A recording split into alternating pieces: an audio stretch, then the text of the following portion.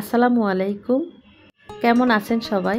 আশা করি আমার প্রিয় ভাই বোন শুভাকাঙ্ক্ষী আপনারা যে যেখানে আছেন আল্লাহর রহমতে সবাই ভালো আছেন, সুস্থ আছেন। এখানে পেঁয়াজ, আদা, রসুন, টমেটো, কাঁচামরিচ একসাথে ব্লেন্ডারে পেস্ট করে নিয়েছি। তো মশলা খুব ভালোভাবে তেলের সাথে কষিয়ে নিয়েছি। তারপর এখানে আগে থেকে কেটে ধুয়ে রাখা মাংস দিয়ে দিলাম। মাংসগুলো হাত দিয়ে চিপে চিপে পানিগুলো ফেলে তারপরে দিয়েছি, যাতে এই মশলার সাথে মাংসটা খুব ভালো করে কষানো হয়। তো এইভাবে মশলার সাথে মাংসগুলো মিশিয়ে এখন ঢাকনা দিয়ে দিই।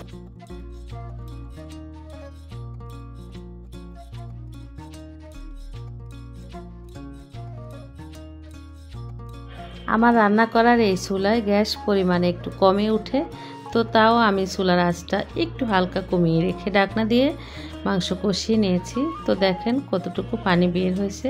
তো এই পানির মধ্যে আমি এই মাংসগুলো আরও ভালো করে কষিয়ে তারপর অল্প একটু গরম পানি এখানে দিয়ে দিব হালকা ঝোলের জন্য। তো আমি আজ আর বেশি কিছু রান্না করব না, শুধু এই মাংস ভুনা দিয়ে দুপুরে ভাত খাওয়া হবে, তারপর রাতের বেলা যে কোনো অন্য কিছু করে নেব। তো এইভাবে নেড়ে চেড়ে মাংস কষিয়ে নিতেছি।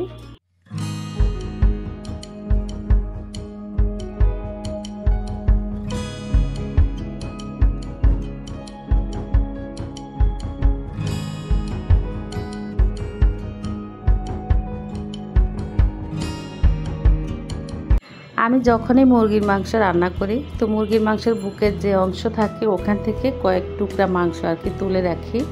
দেখা গেছে বিকেলে আর কি নাস্তা খাওয়ার জন্য আমার ছোট ছেলে পিউ পাস্তা রান্না করে, নুডলস রান্না করে, তো সেগুলোর সাথে দিতে পারে কিংবা ও ভেজে খায়। তো মাঝে মধ্যে আমি আবার এরকম জটপট একটু কাবাব বানাই নেই সবাই মিলে বিকেলে আর কি সন্ধ্যার সময় খাওয়ার জন্য। তো এখানে কয়েকটা কাবাব বানিয়ে নিয়েছি। তো আমার ছোট ছেলে পিউকে কাবাব একটু ভেজে দিয়েছি আর কোল্ড কফি বানিয়ে নিয়েছে ও নিজেই। তো এইভাবে আর কি মাঝে মধ্যে বিকেলে খাওয়া যায়। আবার এইভাবে একটু বেশি করে বানিয়ে ডিপ ফ্রিজে রেখেও অনেক দিন খাওয়া যায়। যাই হোক, অনেক দিন পর একটা ভিডিও রেডি করছি অনেক কষ্ট করে আপনাদের উদ্দেশ্যে। জানি না আপনাদের কার কাছে কেমন লাগবে।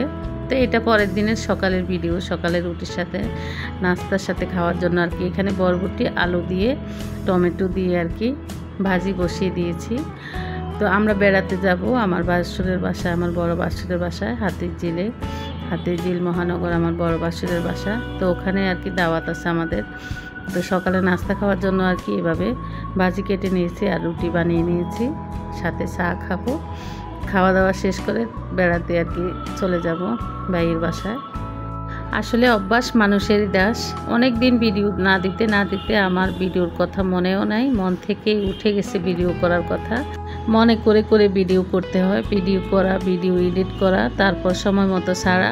তো এইসব মাথায় একটা প্যারা থাকে। তো যাই হোক, অনেক দিন ভিডিও দেওয়া হয় না, একটু ভুল ত্রুটি থাকতেও পারে। ভুল ত্রুটি থাকলে ক্ষমা দৃষ্টিতে সবাই দেখবেন। তো আমরা চলে আসছি আমার বড় বাসুরের বাসায়। আমি একা আসি নাই, আমার হাজব্যান্ড সহ আমরা সবাই আসছি। এখানে আমার ছোট দেবরও আছে, আমার ছোট ননদ আছে, ছোট দেবরের বউ আছে।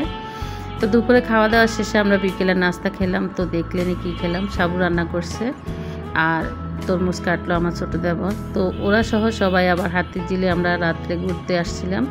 তো আমার ছোট দেবর বলতেছে, আসছেন যেহেতু আপনাদেরকে কি খাওয়াবো, একটু বাদাম খাওয়াই।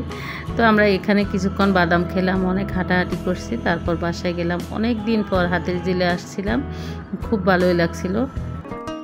আগে তো এখানে সব সময় হাঁটাহাঁটি করতাম সকাল বিকাল। তো এখানে যেহেতু আমার বাসা আছে, এখনও বাসাটা আছে, শুধু আমরা থাকি না এখানে। হাতিরঝিল আর কি মধুবাগে আমাদের ফ্ল্যাট আছে। তো এখানে আমরা ভাড়া দিয়ে চলে গেছি খিলগাঁওর ওইদিকে আর কি। তো আমার ভাসুরের বাসা যেহেতু এখানে আছে, তো আমরা তো এখানে মাঝে মধ্যে আসি।